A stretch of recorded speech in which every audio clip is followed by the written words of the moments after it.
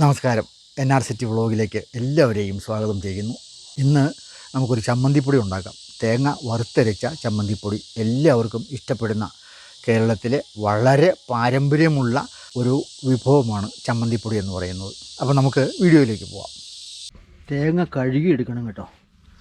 ശുദ്ധമായ ചമ്മന്തിപ്പൊടി കിട്ടാൻ ഈ തേങ്ങയുടെ പുറമേയുള്ള ഈ നാരുകൾ എല്ലാം കഴുകി കളഞ്ഞില്ലെങ്കിൽ ഇതിനകത്ത് തേങ്ങ ചിരവിയെടുക്കുമ്പോൾ അതിനകത്തേക്ക് വരാൻ സാധ്യതയുണ്ട്. അത് ശുദ്ധിവൃത്തിയില്ലാത്തൊരു നടപടിയാണ്. അതുകൊണ്ട് തേങ്ങ കഴുകിയെടുക്കണം. ഇവിടെ നമ്മൾ 6 തേങ്ങയാണ് എടുത്തിട്ടുള്ളത്. നമുക്കിനി ഈ തേങ്ങ കഴുകി റെഡിയാക്കി വെച്ചിട്ടുണ്ട്. ഇനി ഇത് പൊട്ടിച്ചെടുക്കാം. തേങ്ങ മുഴുവൻ പൊട്ടിച്ചെടുത്തു കേട്ടോ. നല്ല ബെസ്റ്റ് തേങ്ങയാണ്, നല്ല നാടൻ തേങ്ങ.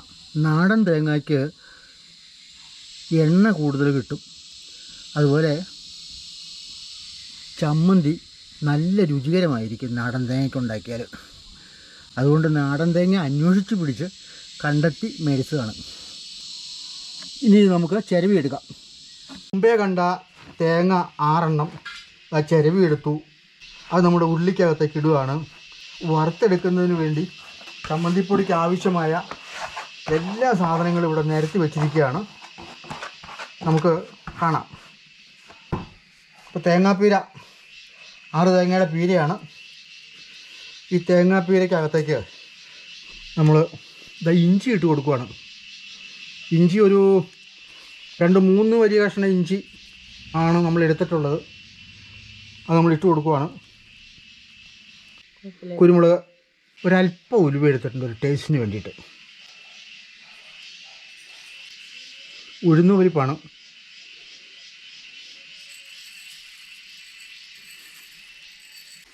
വറ്റൽമുളക്, ഇത് കാശ്മീരി മുളകാണ്. 20 മുളകുണ്ട്. ഈ മുളക് ഒന്ന് മുറിച്ചിടുന്നത് നല്ലതാണ്. ഇത് നമുക്ക് ഇട്ട് കൊടുക്കാം. അല്പം കറിവേപ്പില ഈ ചമ്മന്തിപ്പൊടിക്ക് കൂടുതൽ വേണം. നമുക്ക് ഈ കറിവേപ്പില കുറച്ച് കഴിഞ്ഞേ ഇടാവുള്ളൂ. അതുപോലെ തന്നെ ചമ്മന്തിപ്പൊടി വറുത്ത് മിക്സിയിലിട്ട് ഇടിക്കുന്ന സമയത്ത് ഇത്രയും വാളംപുളിയാണ് നമുക്ക് ചേർക്കേണ്ടത്. ഇത് കളഞ്ഞ നല്ല ഒറിജിനൽ വാളംപുളിയാണ്. അപ്പോൾ നമുക്ക് വറക്കാൻ തുടങ്ങാം.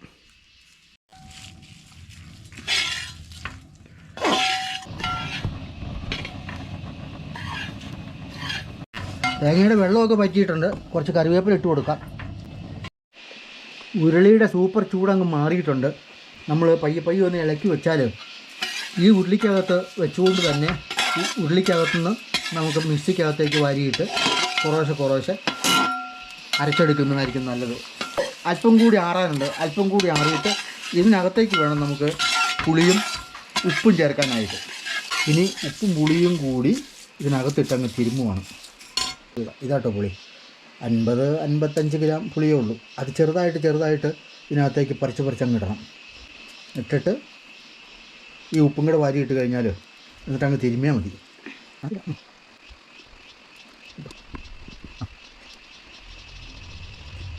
അപ്പോൾ പുളിയിട്ട് കഴിഞ്ഞു. ഇനി നമുക്ക് ഉപ്പ് കാണിക്കാം.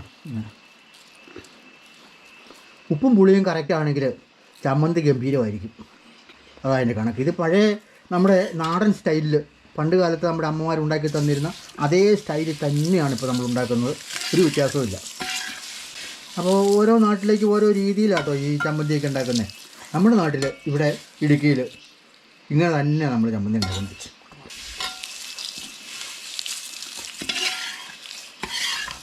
അപ്പോൾ നമ്മൾ ചമ്മന്തി നന്നായിട്ട് പൊടിച്ചെടുക്കാൻ പോവുകയാണ്. ചമ്മന്തി ഇടിച്ചെടുക്കുക എന്ന് പറയും.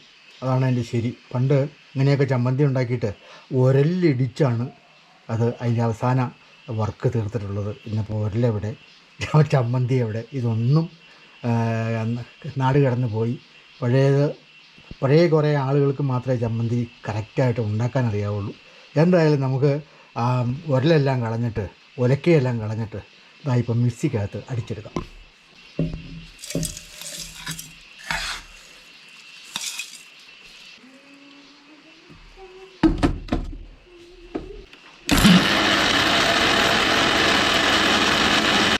ഇടയ്ക്ക് ഒന്ന് ഇളക്കിയിടണം. ഒറ്റയടിക്ക് പൊടിക്കണ്ട. ഒന്ന് ഇളക്കി ഇട്ടിട്ട് ഇതിനകത്ത് കട്ടയെല്ലാം കാണും. ആ കട്ടയൊക്കെ ഒന്ന് ഉടച്ച് ഒന്ന് ക്ലിയറാക്കി എടുക്കണം. ചമ്മന്തി നമുക്കിനി ബേസിനകത്തേക്ക് ഇട്ട് കൊടുക്കാം. ഇതാണ് ശരിക്കുള്ള ചമ്മന്തിപ്പൊടി എന്ന് പറയുന്നത്. അപ്പോൾ നമുക്ക് ഇങ്ങനെ ഈ ചമ്മന്തി മൊത്തം അടിച്ചെടുക്കാം.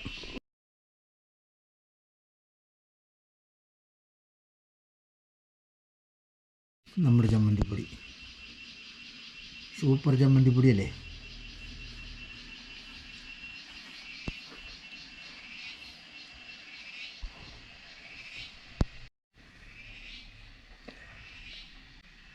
ചമ്മന്തിപ്പൊടിയുടെ വർക്ക് തീർന്നിരിക്കുകയാണ്.